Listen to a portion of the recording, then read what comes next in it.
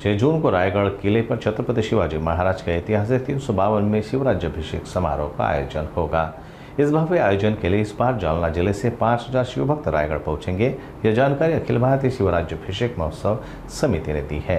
रायगढ़ में हर वर्ष भव्य शिवराज्याभिषेक महोत्सव मनाया जाता है और इस वर्ष भी 6 जून को यह आयोजन ऐतिहासिक रूप से मनाया जाएगा। आयोजन की तैयारी जोरों पर है। इस बार भोजन व्यवस्था की जिम्मेदारी जालना जिले को सौंपी गई है। जालना में आयोजित प्रेस कॉन्फ्रेंस में समिति ने बताया कि इस आयोजन में करीब 250 स्वयंसेवक भी रायगढ़ जाकर व्यवस्थाएं संभालेंगे।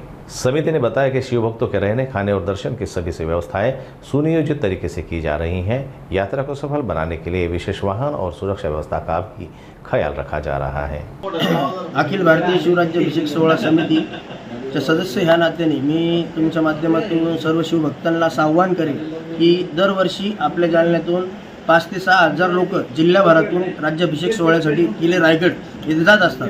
पण जे शिवभक्त फक्त पर्यटन म्हणून जातात, तर तसं न करता शिवराज्याभिषेक सोहळा समितीने जालन्याच्या वाटेला एक अन्नक्षेत्र हा एक श्रमदानाचा एक छोटासा खारीचा वाटा जालना जिल्ह्याला भेटलेला आहे।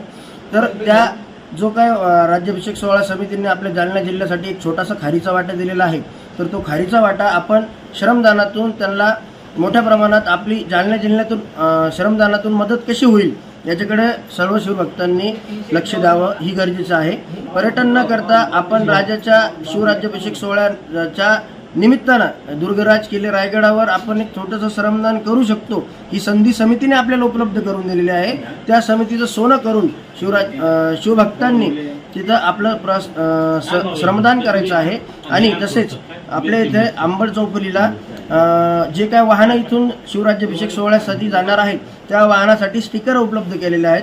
त्या स्टिकरच्या माध्यमातून महाराष्ट्रभर त्यांना सर्वीकडे टोल माफ राहणार आहे। आणि त्या जे काही राज्याभिषेक सोहळ्यासाठी शिवभक्त जातात त्यांना समितीतर्फे टोल माफ करण्यात आलेला आहे। ते स्टिकर लावूनच आपण इथून जावं आणि ते स्टिकर समितीच्या अधिकृत सदस्यांकडे उपलब्ध आहेत।